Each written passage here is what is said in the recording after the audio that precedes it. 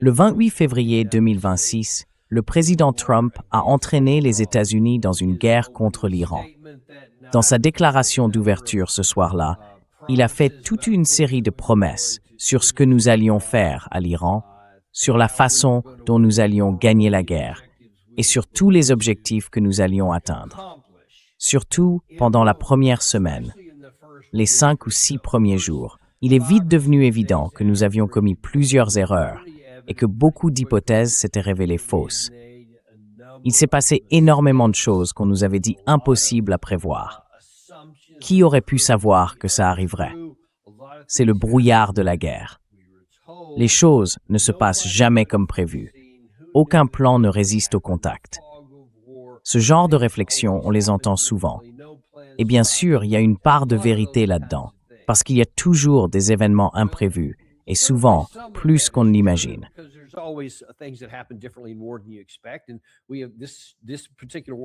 Et cette guerre en particulier n'a pas fait exception.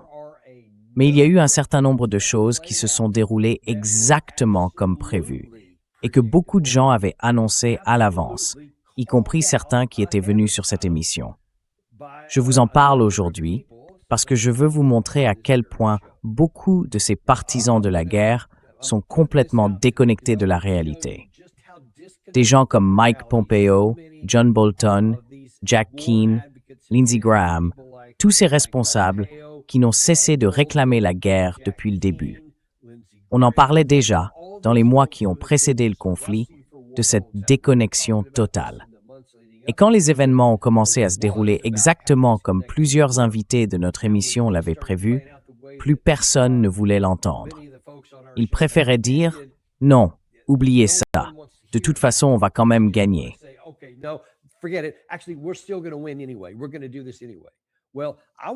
On va le faire quand même. Alors, je veux être clair. Les conseils que les gens auraient dû retenir en regardant notre émission, c'était des choses qu'il fallait vraiment écouter. Et le fait qu'ils ne l'aient pas fait, c'est un vrai problème. Je vais d'abord commencer par vous montrer quelque chose qui est passé dans notre émission mardi. En fait, c'était presque 2 ans à l'avance, le 15 avril 2024. Ce jour-là, on avait invité un de mes collègues de Defense Priorities, Mike Domino. C'est un ancien officier de la CIA, avec beaucoup d'expérience dans la région. Il avait travaillé sur le renseignement, la lutte antiterroriste et tout ça. Il connaissait très bien la zone concernée. Il avait fait plusieurs remarques à ce sujet. Et, comme vous allez le voir, j'avais ouvert l'émission en donnant directement ma conclusion, ce que je pensais qu'il se passerait si on entrait en guerre. Est-ce que les États-Unis devraient faire la guerre? Et selon n'importe quelle définition, pourrait-il gagner une guerre? Pour moi, la vraie question, c'est est-ce que le résultat final pourrait être un meilleur États-Unis, un pays plus sûr, avec un environnement de sécurité plus stable que celui qu'on a aujourd'hui? Et je pense que vous savez déjà que ma réponse est clairement non. Il n'existe aucun scénario dans lequel nous serions dans une meilleure situation après une guerre avec l'Iran. Donc évidemment, nous ne devrions pas en choisir une. Et pourtant, c'est exactement ce que nous avons fait. Nous en avons choisi une quand même.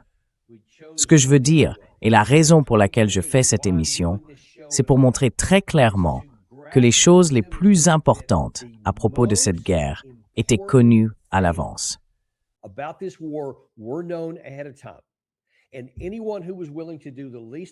Et toute personne prête à faire, ne serait-ce qu'un minimum d'analyse honnête et d'enquête, aurait compris que c'était une guerre qu'on ne pouvait pas gagner. Ce que j'ai dit à l'époque, en 2024, était évidemment vrai. On n'aurait jamais dû s'engager dans une guerre où la victoire était impossible, compte tenu de la difficulté du camp adverse et des limites que nous avions sur le plan offensif. Alors, venons-en à certains des plus gros enjeux ici. Au passage, Mike Domino, je précise tout de suite, est actuellement secrétaire adjoint à la guerre pour le Moyen-Orient, l'un des plus hauts responsables du département de la Défense, enfin, du département de la guerre, je suppose, maintenant, au Pentagone.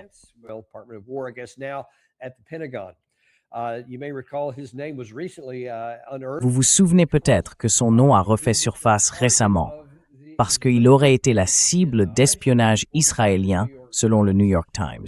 Apparemment, ils essayaient de l'espionner.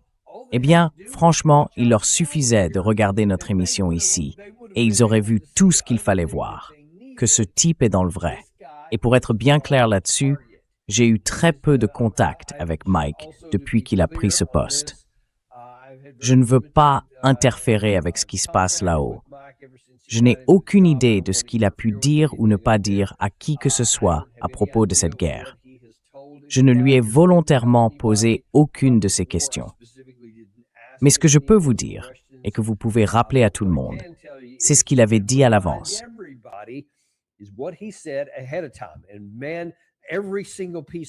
Et franchement, chaque extrait que je vais vous montrer ici, chaque séquence, était vraiment prémonitoire. Et s'il nous disait déjà tout ça, à l'époque où ce n'était que Mike, j'imagine qu'en tant que secrétaire, il devait en parler à pas mal de hauts responsables avant. S'il l'avait écouté, les choses se seraient peut-être un peu mieux passées. Et j'espère qu'il l'écoute aujourd'hui. Alors commençons d'abord par ce qu'il a dit. Et c'est intéressant, parce que si je mentionne Jack Keane, je vais vous montrer ce que Jack Keane disait en 2024. Et même avant d'en venir à la partie sur Mike, regardez ce que Jack Keane disait. À quel point il pensait que tout ça allait être facile. Et comment il se moquait de l'idée que l'Iran puisse nous entraîner dans une guerre régionale.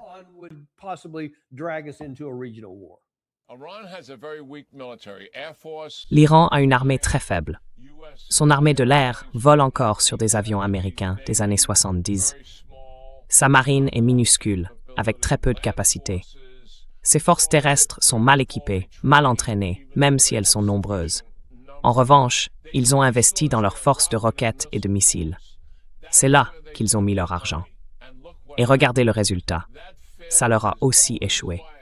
C'est pour ça que j'ai toujours dit qu'on pouvait exploiter cette vulnérabilité de l'Iran en menant des frappes limitées et mesurées contre les gardiens de la Révolution et leurs moyens pour les forcer à arrêter leurs groupes armés.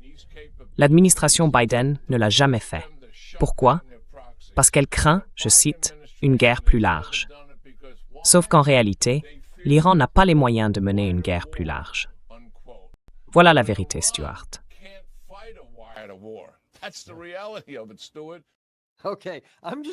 Bon, je vais commencer par dire la chose la plus évidente.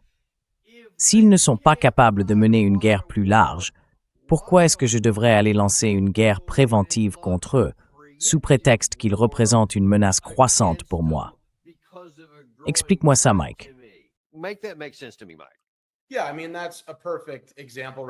Oui, enfin, c'est un parfait exemple d'hypocrisie.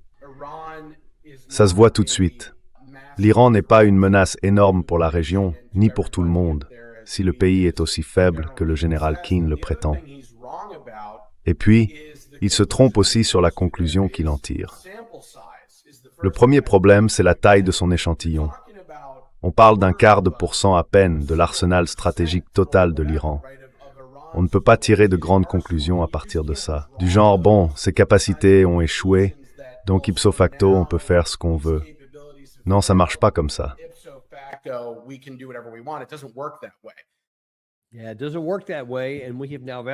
Non, ça ne marche pas comme ça.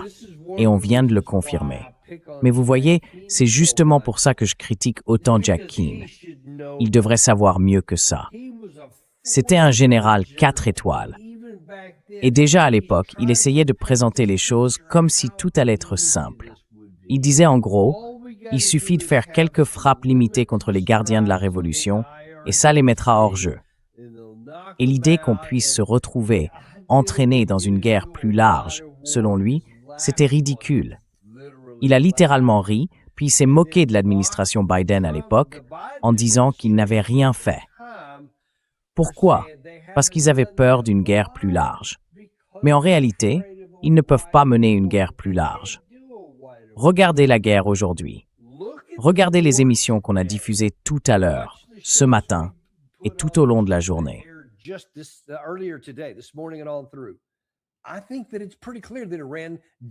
Je pense que c'est assez clair que l'Iran a bien mené une guerre plus large.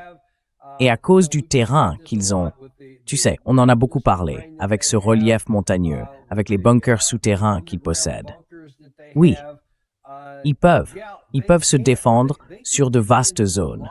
Et si quelqu'un avait prêté attention en 2023, l'année d'avant, à la façon dont le camp russe s'était retrouvé sur la défensive, dans un terrain bien moins facile à défendre que ces montagnes-là, et qu'ils ont pourtant tenu face à tout ce que le camp ukrainien, soutenu par l'OTAN, leur a envoyé. Eh bien, ça aurait dû ouvrir les yeux à tout le monde. Ça aurait dû faire comprendre que la guerre, ce n'est jamais simple, et qu'attaquer un territoire, ce n'est jamais facile.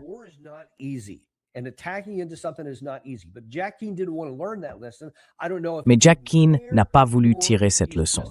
Je ne sais pas s'il s'en fichait ou s'il était simplement ignorant.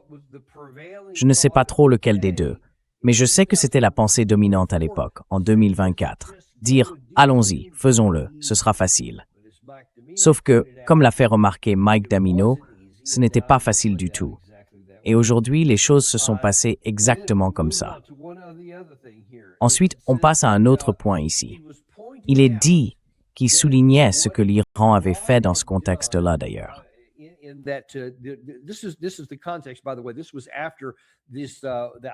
C'était après, je crois, la première fois où les États-Unis ont aidé Israël à se défendre contre une attaque iranienne.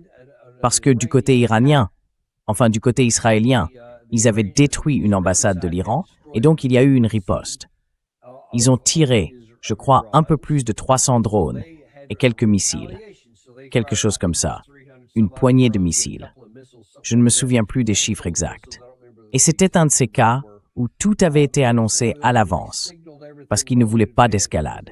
Ils voulaient riposter, répondre, mais sans déclencher une guerre plus large. Donc ils ont prévenu bien avant. Ils ont lancé les drones. Il leur a fallu environ 3 heures pour arriver, de sorte que tout le monde savait qu'ils arrivaient. Ils savaient que nous avions déjà tous nos moyens en place, et bien sûr, c'était le cas. On a tout abattu. À ce moment-là, on se moquait beaucoup de l'Iran, parce que beaucoup de leurs missiles tombaient en morceaux, avant même d'atteindre le sol, qu'ils ne fonctionnaient pas bien. Et la remarque, à l'époque, c'était « Regardez comme l'Iran est faible. Leurs missiles ne peuvent même pas voler jusqu'au bout sans se désintégrer. » Mais comme l'a fait remarquer Mike Damino, ce n'était pas tout à fait vrai. Les renseignements qu'on avait alors montraient qu'ils utilisaient beaucoup de matériel ancien. Et selon lui, c'était probablement volontaire pour une raison bien précise.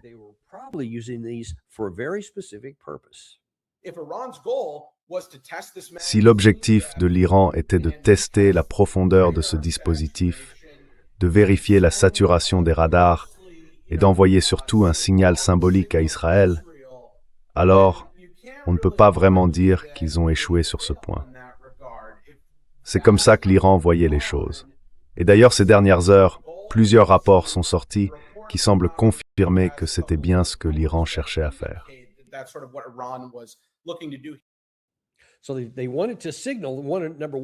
Donc, ils voulaient montrer d'abord qu'ils étaient prêts à y aller. Mais ensuite, il a expliqué, ils testaient les défenses israéliennes. En gros, ils observaient comment ces défenses réagissaient. Où vont les missiles avant d'être pris pour cible? À quel moment il y a des tirs de riposte? Où passent les drones? Comment ils sont interceptés? Et ainsi de suite. Ils utilisaient donc du vieux matériel. Et honnêtement, ça leur était égal que ça tombe en panne ou pas. Parce que leur but, c'était de tester le système de défense conjoint des États-Unis et d'Israël. Et au final, ils ont récupéré toutes ces informations et ils s'en sont servis. 1 an plus tard, quand nous sommes intervenus, pendant la guerre de 12 jours, l'opération qu'on a appelée Marteau de minuit, on a vu qu'ils avaient tiré les leçons de ce qu'ils avaient observé sur les positions défensives en 2024. Et en 2025, ils ont commencé avec plus de succès, grâce à des missiles de meilleure qualité, et certains drones ont repassé.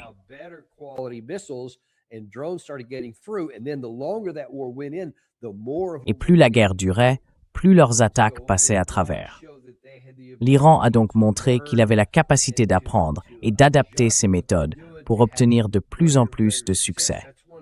C'est d'ailleurs une des raisons pour lesquelles cette guerre n'a duré que 12 jours.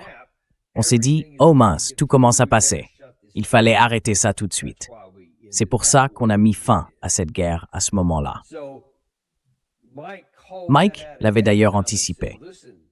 Il avait dit « Écoutez, c'est probablement ce qu'ils sont en train de faire maintenant. » Et 1 an plus tard, on a vu que c'était vrai. On l'a répété haut et fort, encore et encore. L'Iran avait clairement démontré une capacité en progression. Alors, ne lancez pas une nouvelle guerre que vous ne pourrez pas terminer, parce qu'ils reprendront très probablement exactement là où ils s'étaient arrêtés.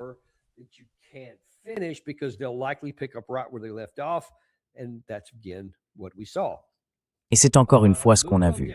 En continuant, l'un des autres points les plus importants, et sans doute l'un des grands arguments de vente de Benjamin Netanyahou auprès du président Trump, c'était de dire « Écoutez, tout ce qu'on a à faire, c'est une frappe de décapitation.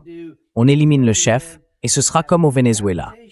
On y va, on prend Maduro, problème réglé, partie terminée. Victoire facile, aucun coup pour nous, en gros. » Bien sûr, 80 d'entre eux ont été tués, mais bon, peu importe. Qui se soucie d'eux? On ne se soucie pas de la vie des gens de couleur, on se soucie seulement des Américains, et aucun d'entre eux n'a été tué. Donc parfait, une grande victoire. On peut recommencer. Eh bien, Mike Damino a parlé de ça, et il a dit « Écoutez, cette idée qu'il suffit d'éliminer les dirigeants pour gagner, n'y comptez pas. »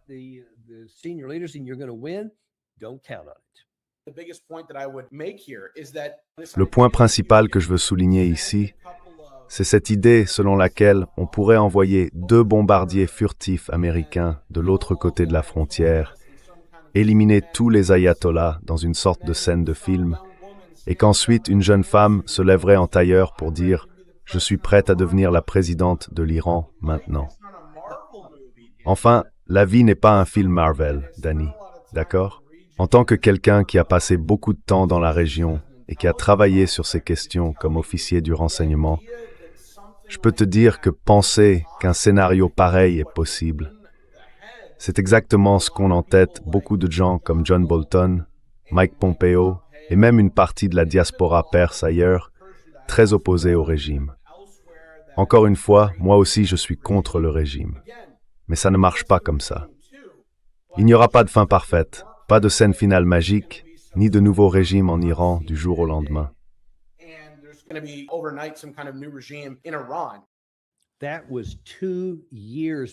C'était 2 ans avant que tout ça ne se fasse. Donc j'imagine seulement que, quand il a vu les plans à l'avance, et je veux être très clair là-dessus, je n'ai pas posé la question à Mike. Il ne m'a rien dit. Je ne sais absolument rien de ce qu'il a pu dire, ni de ce qu'il a fait depuis qu'il est en fonction. Je veux vraiment que ce soit clair, mais franchement, j'ai du mal à imaginer qu'il n'ait pas répété ce qu'il avait dit ici dans notre émission. Quand il a découvert que l'idée c'était « on va y aller, on va juste assassiner le dirigeant, ensuite il y aura une révolte et tout le monde suivra notre homme, celui qu'on aura choisi. » Et que tout ça allait, vous savez, se dérouler comme dans un film. Parce que regardez tout ce côté cinématographique dont il parlait, c'est exactement ce qu'on a fait au Venezuela. Parce que vous comprenez, on avait quelqu'un à l'intérieur là-bas.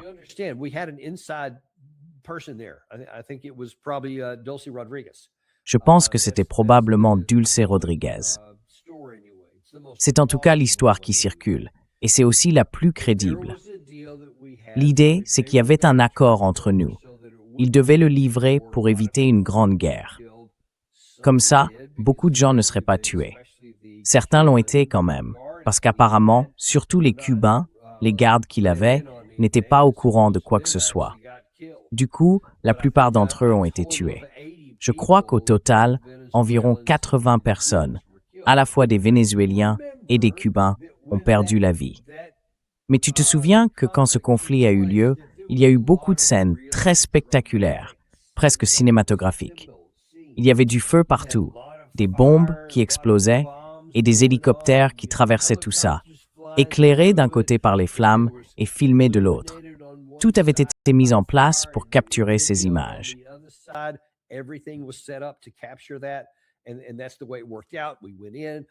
Et c'est exactement comme ça que ça s'est passé. On est entré, bam, on a eu le type, on est ressorti, pas de perte, juste 2 hélicoptères un peu abîmés. Et tout le monde a salué ça comme une victoire énorme. Et Trump, encore aujourd'hui, y revient sans cesse, en pensant que, puisque ça avait marché à l'époque, ça marchera forcément maintenant, même si les conditions étaient complètement différentes. Mais dans son esprit, il voulait ce genre de scénario spectaculaire, comme il en parlait déjà 2 ans avant que ça arrive. Et c'est exactement ce que Netanyahou a vendu au président Trump, une promesse que ça se passerait comme ça. Et nous, on vous disait, dans les semaines, surtout dans les mois qui ont précédé, que ça n'allait pas se produire, à cause du système politique iranien. Et parce que les Iraniens savent très bien que c'est dans nos habitudes de vouloir éliminer des dirigeants.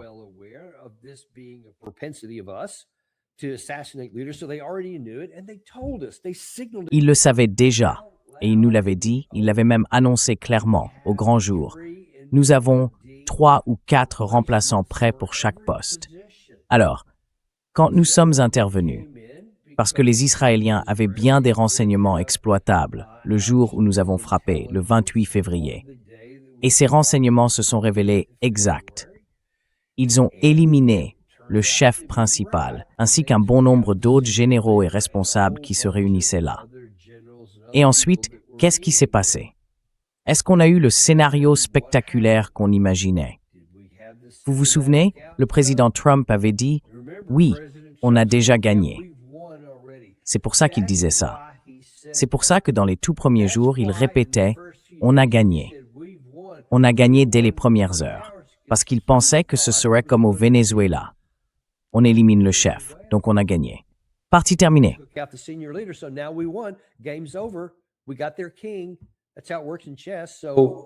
Oh wait, what? They replaced the king? They just got another one? And all these other generals and stuff we fired, they just brought new people up? And see, Trump continues to try and traffic in that fiction these days, talking over and over. We showed you on video earlier today from just yesterday that was released on NBC News. Puis les seconds et même beaucoup du troisième niveau. Et maintenant, il prétend que ceux qu'ils ont aujourd'hui sont meilleurs. Tout ça, c'est de la pure invention. Ça sort de sa tête, ou bien quelqu'un lui a soufflé ça à l'oreille.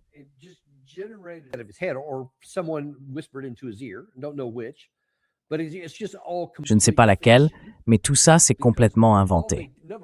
Parce que premièrement, la plupart des hauts dirigeants du gouvernement, le président, le ministre des Affaires étrangères, le président du Parlement, aucun d'eux n'a été éliminé. Donc ce sont toujours les dirigeants de premier rang. Vous me suivez? Il y a eu plusieurs généraux, et d'autres aussi. Ali Larijani, par exemple, un haut responsable politique, a été assassiné. Et bien sûr, l'ayatollah Khamenei a été remplacé par son fils. Donc en gros, on a juste remplacé un Khamenei par un autre. Et celui-là est clairement plus radical que son père, qui lui était très modéré et très prudent. Vraiment très prudent.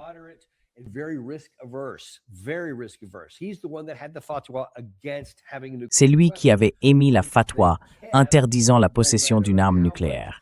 Et ils s'y sont tenus, peu importe la pression qu'on a exercée sur eux pour les pousser dans cette direction. Il a refusé de le faire. Alors, tout ce que nous avons fait depuis a affaibli notre sécurité nationale dans la région.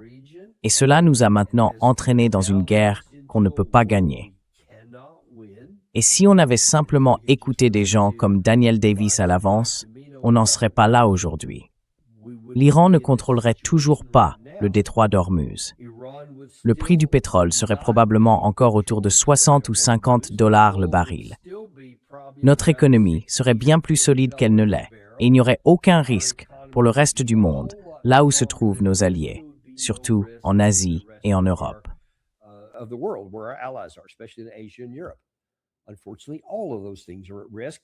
Malheureusement, tout ça est aujourd'hui menacé, parce qu'on a quand même choisi de lancer cette guerre.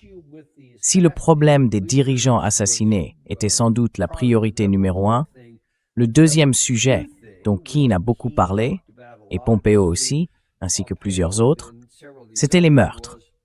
On allait s'en prendre à leurs missiles. On allait détruire leurs marines. On allait détruire leur capacité de lancement et aussi leur capacité de production, n'est-ce pas? C'est ce qu'on disait à l'époque. Sauf que, comme Mike nous l'avait expliqué il y a 2 ans, la plupart de tout ça est en fait sous terre.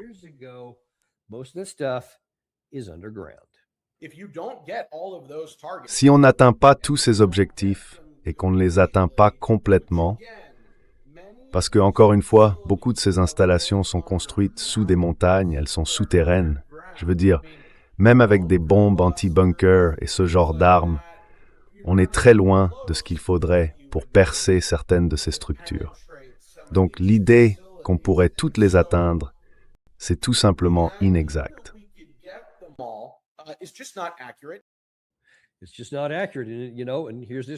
C'est tout simplement faux, vous savez. Et regardez, on vous montre souvent ce graphique, et il prouve exactement ce qu'il disait. Voilà, c'était là, sous vos yeux. Il y a trop de gens qui disaient la même chose. On en parle depuis longtemps, mais ça c'était il y a 2 ans. Et franchement, on se demande bien qui est aux commandes là-haut, parce qu'on sait très bien qu'il y en a eu d'autres. On sait que la vice-présidente tenait déjà ce genre de discours dès le départ. On sait aussi que Tulsi Gabbard disait beaucoup de ces choses-là dès le début. Donc oui, on sait qu'il y en a eu d'autres, et je suis sûr qu'il y en a encore dont je n'ai même pas connaissance. En fait, j'en suis certain. Mais personne ne les a écoutés, même s'ils donnaient d'excellents conseils. On a reçu Joe Kent ici, et lui aussi faisait partie de ceux qui le disaient.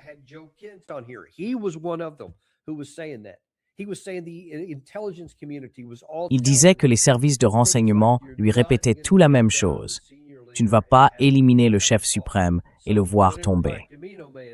Donc, quoi que Mike Damino ait pu dire, on sait avec certitude que la communauté du renseignement a bien tenu ce discours, parce que Joe Kent l'a révélé dans notre émission.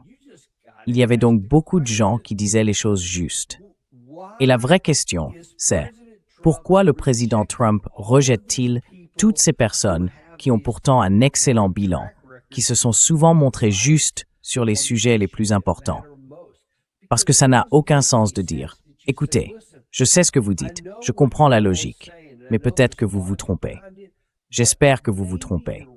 Alors allons-y, lançons une guerre, suivons cette voie, utilisons des tactiques qui ont presque aucune chance de réussir, juste parce que j'en ai envie. »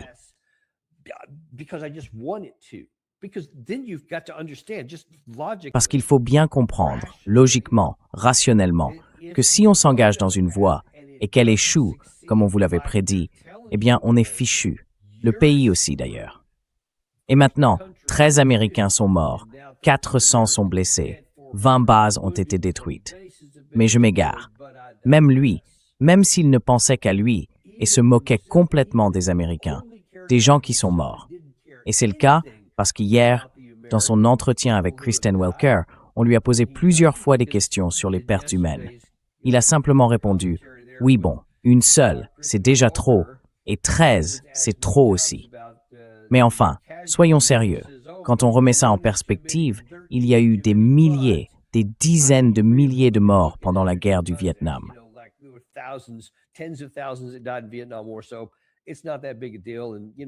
Donc, ce n'est pas si grave.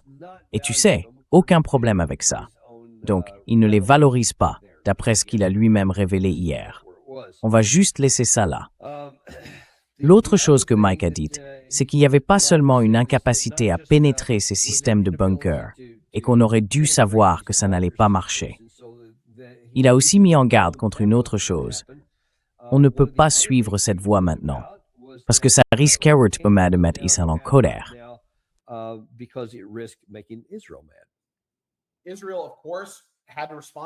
Israël, bien sûr, devait réagir au 7 octobre. Ils vont probablement aussi répondre aux attaques sur leur territoire qu'on a vues hier. Je comprends tout à fait. Mais il faut rester lucide et comprendre que si on continue à monter les échelons, et on est déjà très haut, on risque d'entrer dans des scénarios catastrophiques. pour Israël, pour l'Amérique, pour toute la région. Et je ne veux pas que ça arrive.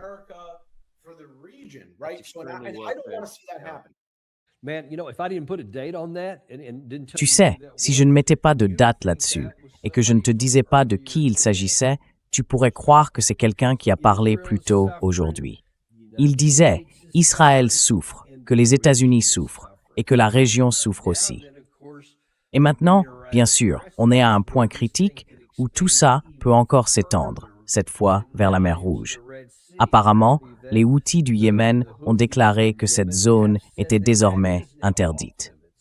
En tout cas, au moment où on enregistre cette émission, je n'ai pas vu d'informations récentes indiquant s'ils ont effectivement attaqué des navires ou s'ils ont physiquement bloqué la sortie sud de la mer Rouge du côté du Bab el-Mandeb.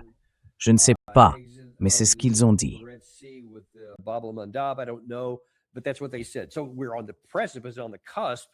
Nous sommes donc au bord du gouffre, sur le point d'entrer dans une situation bien plus difficile que celle qu'on a connue jusqu'ici.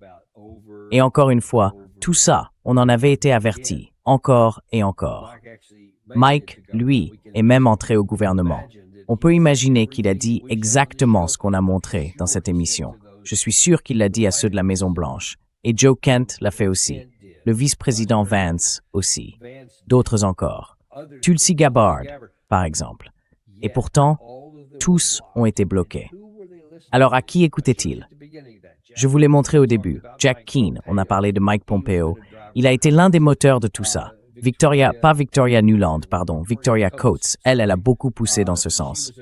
Rebecca Heinrichs aussi. Et Keith Kellogg également.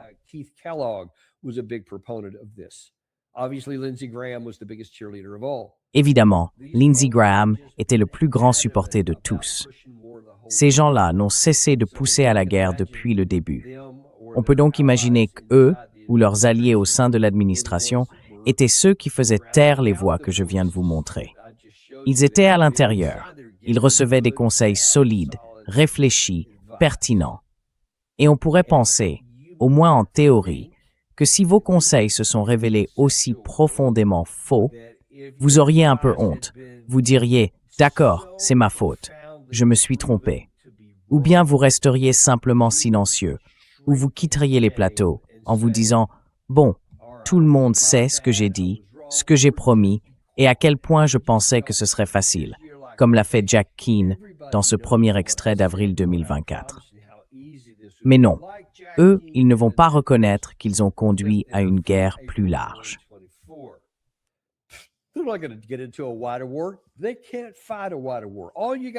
Ils ne peuvent pas mener une guerre plus large.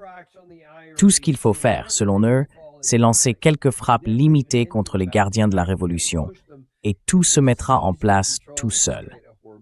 Ils n'ont jamais laissé entendre que ça pourrait les pousser à prendre le contrôle du détroit d'Ormuz, ni qu'ils ne parviendraient pas à éliminer les gardiens, ni même qu'ils pourraient résister à toutes nos attaques. Et pourtant, ils ont réussi à provoquer une escalade vers une guerre plus large. On pourrait penser que la personne qui disait ça avec autant d'assurance et qui se moquait de l'administration précédente pour ne pas avoir suivi ses conseils serait un peu plus prudente avant de dire des bêtises à l'avenir. Eh bien non. On pourrait croire que ce serait le cas, mais ce n'est pas du tout ça. En fait, ce même Jack Keane a déclaré ceci plus tôt dans la journée.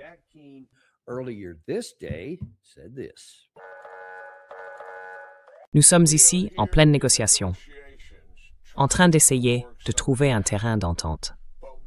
Mais ce sur quoi nous insistons, et nous avons les moyens de le faire, c'est que nous avons déjà 5 semaines d'une pression intense derrière nous, et encore 2 à venir pour aller jusqu'au bout.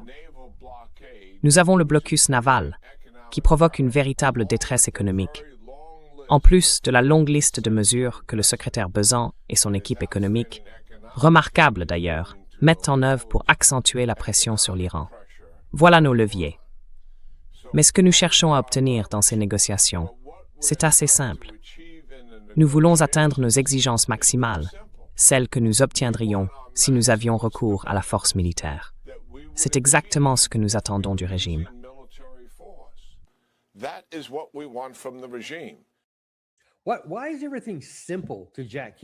Pourquoi tout semble-t-il si simple pour Jack Keane? C'est ce qu'il essaie de vendre à Trump. Même aujourd'hui, enfin j'ai dit aujourd'hui, mais en fait, vous avez vu la date, c'était le 6 juin, donc il y a quelques jours. Mais dans le contexte actuel, il essaie encore de convaincre le président Trump. Il dit en gros, oui, je sais que tout ce que j'ai dit avant s'est révélé faux. Et je sais que tout ce que ces gens-là, surtout la vice-présidente, Tulsi Gabbard, Joe Kent et d'autres qu'on connaît, ont dit eux, c'était juste. Mais malgré tout, il continue. Ne vous inquiétez pas, cette fois ça va être facile. Ça va être simple à faire.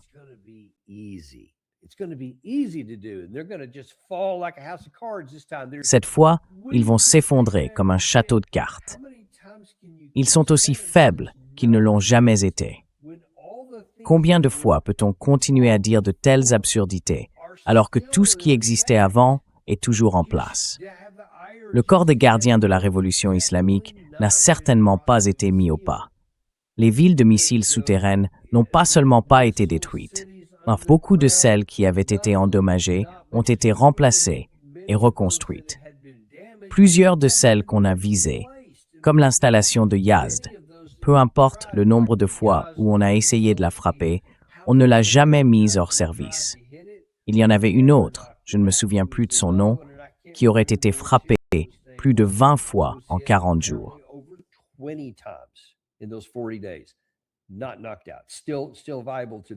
Pas mis hors jeu, toujours en position, encore aujourd'hui. Il sait tout ça, et pourtant, il essaie toujours de pousser le président Trump, de le forcer à suivre une voie qui ne peut pas et ne réussira pas militairement. Et franchement, on pourrait penser que quelqu'un qui a donné des conseils aussi terriblement faux aurait au moins la décence de se taire. Mais non, il y a des gens qui ne feront jamais ça. Bon sang. Et si le président des États-Unis disait simplement « D'accord, j'ai eu le vice-président, Daniel Davis, Tulsi Gabbard et Joe Kent qui m'ont tous dit la même chose. »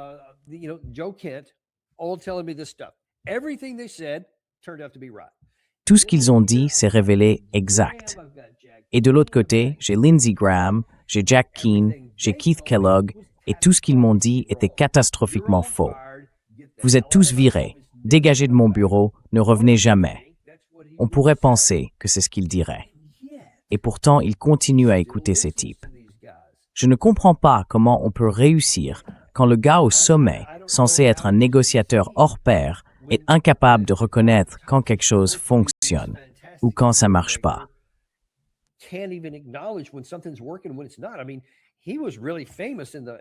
Je veux dire, il était vraiment connu autrefois, avant sa carrière politique, pour avoir fait beaucoup de faillites, pour avoir mis fin à plusieurs entreprises et tout ça. Il savait repérer quand quelque chose ne marchait pas. Et il disait, bon, vous savez quoi, on ferme ça, c'est un échec. On arrête, on limite les dégâts et on passe à autre chose. Et il l'a fait à de nombreuses reprises. Alors pourquoi il ne fait pas ça maintenant? Je ne comprends pas très bien pourquoi il agit ainsi, mais c'est ce qui se passe. Et il va falloir faire avec, les amis. C'est une situation compliquée. Les bonnes informations sont arrivées et elles continuent, sans doute, d'arriver là-haut.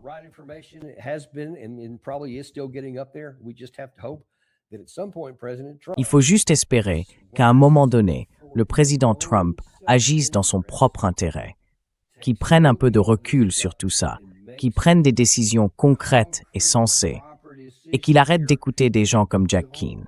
On n'a plus besoin de ça. Ça ne fera que nuire au président Trump et ça nous fera du tort à nous aussi, à nos soldats, à nos alliés israéliens, à tous nos partenaires au Moyen-Orient et à tous les clients qui dépendent du pétrole de cette région. Espérons qu'il le fera. Merci beaucoup à tous. On se retrouve demain dans le Daniel Davis Deep Dive. N'oubliez pas d'en parler à vos amis, ceux qui aiment écouter des podcasts. Dites-leur d'ajouter Daniel Davis Deep Dive à leur liste. Ils ont besoin de savoir ce que vous savez. Ils peuvent le trouver là où ils écoutent déjà leur podcast. Il suffit de leur en parler.